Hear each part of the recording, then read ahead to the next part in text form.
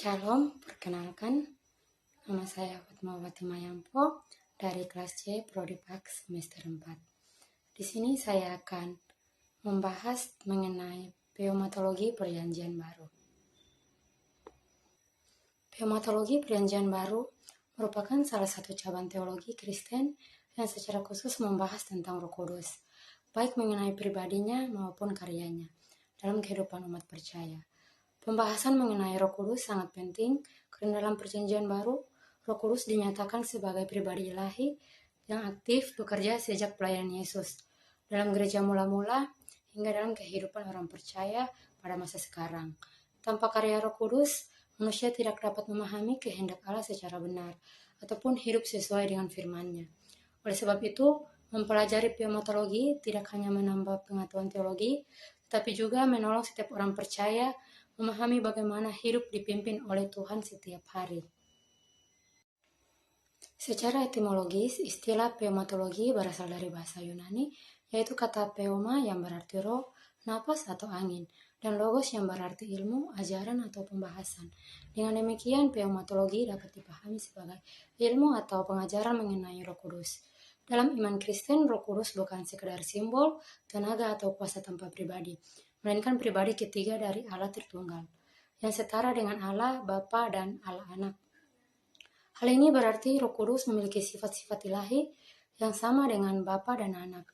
Ia kekal, kudus, maha tahu, dan maha kuasa. Roh Kudus juga memiliki kehendak, pikiran, dan perasaan. Karena itu, Roh Kudus dapat berduka cita ketika manusia hidup dalam dosa dan ketidaktaatan kepada Allah. Dalam perjanjian baru, Roh Kudus disebut dengan berbagai gelar yang menunjukkan tugas dan karyanya. Yesus menyebut Roh Kudus sebagai Parakletos atau penolong. Kata ini memiliki arti penghibur, pembela, penasihat, dan pendamping. Artinya Roh Kudus hadir untuk menolong manusia menjalani kehidupan iman. Ia bukan pribadi yang jauh, melainkan Allah yang hadir dan bekerja di dalam hati umatnya. Roh Kudus juga disebut Roh Kebenaran karena ia memimpin manusia kepada pengenalan yang benar tentang Allah dan firman-Nya.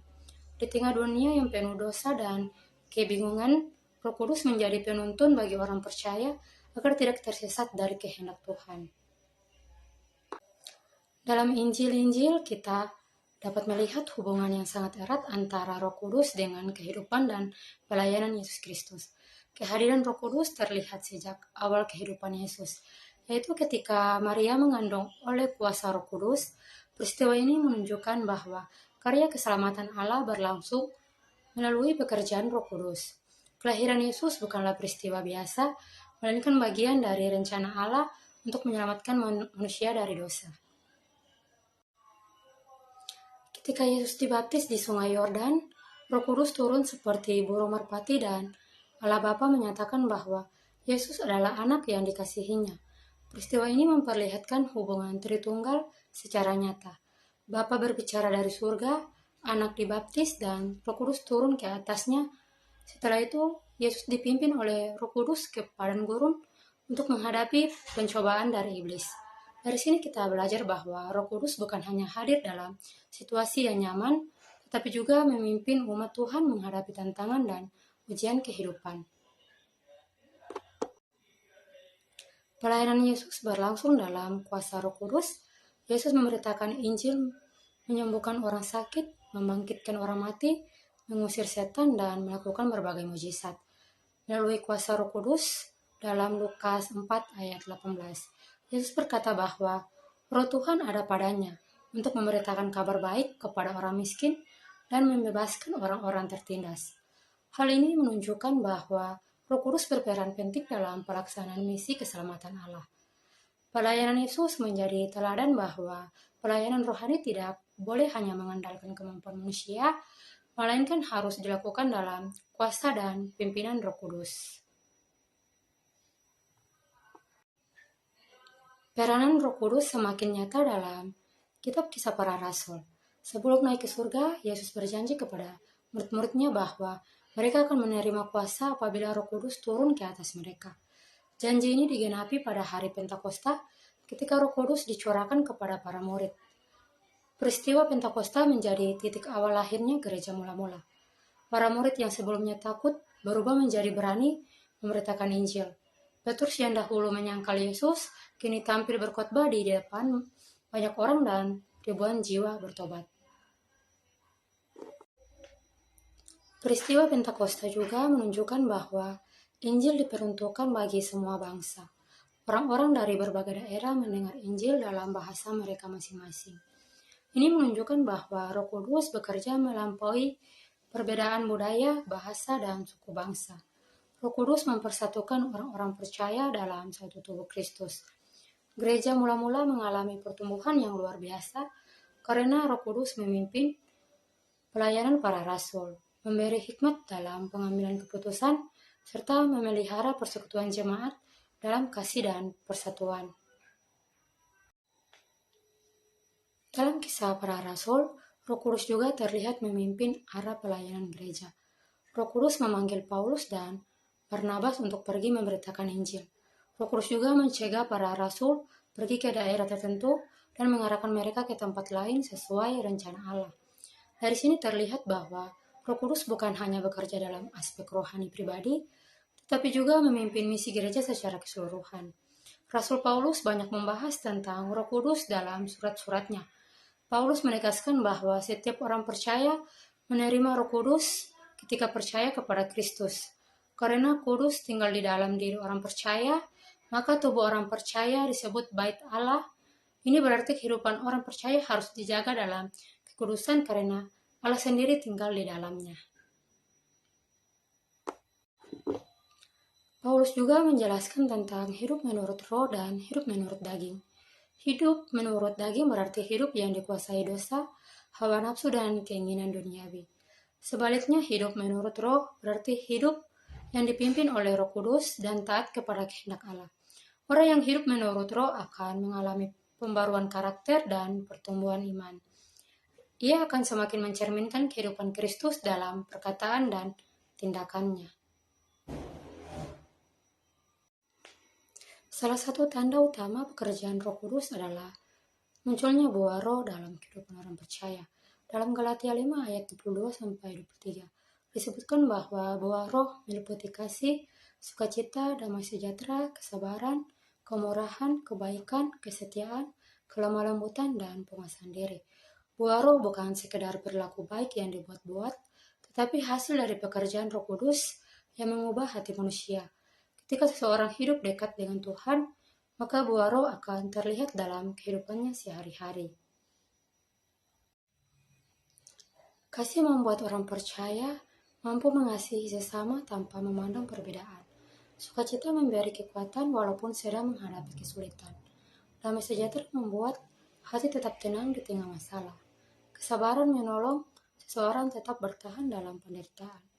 Kemurahan dan kebaikan membuat orang percaya peduli terhadap sesama. Kesetiaan membuat seseorang tetap teguh dalam iman. Kelemah lembutan menolong seseorang hidup rendah hati, sedangkan penguasaan diri membantu orang percaya mengendalikan perkataan dan tindakan. Selain buah roh, Roh Kudus juga memberikan karunia-karunia rohani kepada setiap orang percaya. Karunia roh adalah kemampuan khusus yang diberikan Allah untuk melayani dan membangun jemaat. Dalam Perjanjian Baru disebutkan berbagai karunia seperti mengajar, melayani, bernubuat, menyembuhkan, berkata-kata dalam bahasa roh, menafsirkan bahasa roh, memimpin, dan memberikan nasihat. Setiap orang menerima karunia yang berbeda-beda sesuai dengan kehendak Roh Kudus. Karunia roh tidak diberikan untuk meninggikan diri sendiri, melainkan untuk melayani sesama dan membangun tubuh Kristus. Paulus mengajarkan bahwa gereja seperti satu tubuh dengan banyak anggota. Setiap anggota memiliki fungsi yang berbeda, tetapi saling melengkapi. Karena itu, tidak boleh ada kesombongan ataupun rasa iri dalam pelayanan. Semua karunia berasal dari Roh Kudus dan harus digunakan untuk kemuliaan Tuhan. Roh Kudus juga memiliki peran yang sangat penting dalam keselamatan manusia. Dalam Yohanes 16 dijelaskan bahwa Roh Kudus menyadarkan manusia akan dosa, kebenaran, dan penghakiman. Tanpa karya Roh Kudus, manusia tidak dapat menyadari dosanya dan bertobat. Roh Kudus membuka hati manusia untuk menerima Injil dan percaya kepada Kristus. Selain itu, Roh Kudus melahirbarukan manusia sehingga memperoleh hidup baru di dalam Kristus. Hidup baru berarti manusia tidak lagi hidup dalam dosa, tetapi hidup dalam hubungan yang benar dengan Allah. Roh Kudus juga menguruskan orang percaya, yaitu membentuk mereka menjadi semakin serupa dengan Kristus. Proses pengurusan ini berlangsung sepanjang hidup orang percaya. Lebih jauh lagi, Roh Kudus disebut sebagai meterai dan jaminan keselamatan. Meterai menunjukkan bahwa orang percaya adalah milik Allah, sedangkan jaminan berarti Roh Kudus menjadi kepastian bahwa Allah akan menyempurnakan keselamatan umatnya kelak. Kehadiran Roh Kudus memberikan pengharapan dan keyakinan kepada orang percaya bahwa Tuhan tidak pernah meninggalkan mereka. Sebagai penolong, Roh Kudus terus bekerja dalam kehidupan sehari-hari. Roh Kudus mengajar dan mengingatkan firman Tuhan, menolong orang percaya dalam doa, memberikan hikmat dalam mengambil keputusan, serta menghibur ketika menghadapi penderitaan. Dalam Roma 8 dijelaskan bahwa Roh Kudus bahkan membantu orang percaya berdoa ketika mereka tidak tahu apa yang harus didoakan. Dalam kehidupan gereja masa kini, peranan Roh Kudus tetap sangat penting. Gereja membutuhkan pimpinan Roh Kudus dalam pelayanan, penginjilan, pendidikan, dan persekutuan. Tanpa Roh Kudus, gereja hanya menjadi organisasi biasa tanpa kuasa rohani. Oleh sebab itu, gereja harus terus hidup dalam doa dan ketergantungan kepada Tuhan. Terhadap pimpinan Roh Kudus. Kepekaan ini dibangun melalui doa, membaca Alkitab, hidup dalam kekudusan, dan persekutuan dengan sesama orang percaya. Ketika hidup dipimpin oleh Roh Kudus, seseorang akan memiliki hikmat dalam menghadapi masalah, kekuatan untuk melawan dosa, dan keberanian untuk menjadi saksi Kristus di tengah dunia. Di zaman sekarang, tantangan kehidupan semakin besar. Banyak orang hidup dalam ketakutan, kecemasan, dan kehilangan arah hidup. Karena itu, kehadiran Roh Kudus menjadi sangat penting. Roh Kudus memberikan damai sejahtera, penghiburan, dan kekuatan bagi orang percaya untuk tetap setia kepada Tuhan di tengah dunia yang penuh tantangan. Sebagai kesimpulan, pneumatologi Perjanjian Baru menegaskan bahwa Roh Kudus adalah pribadi ilahi yang hidup dan aktif bekerja dalam seluruh rencana keselamatan Allah. Roh Kudus hadir dalam kehidupan dan pelayanan Yesus, dicurahkan kepada gereja mula-mula dan terus bekerja dalam kehidupan orang percaya hingga sekarang. Ia memimpin, menghibur, menguduskan, memperbarui, memberikan karunia, serta menghasilkan buah roh dalam kehidupan umat Tuhan. Oleh sebab itu, setiap orang percaya dipanggil untuk hidup dalam pimpinan Roh Kudus, taat kepada kehendak Allah, dan menggunakan setiap karunia yang diberikan untuk melayani sesama serta memuliakan nama Tuhan. Ketika hidup dipenuhi Roh Kudus, orang percaya akan menjadi terang dan garam bagi dunia serta membawa dampak yang baik bagi banyak orang. Demikianlah pembahasan dari saya tentang pneumatologi Perjanjian Baru. Kiranya materi ini dapat menolong kita semakin mengenal Roh Kudus, memahami karyanya, dan hidup dalam penyertaan Tuhan setiap hari. Sekian dan terima kasih.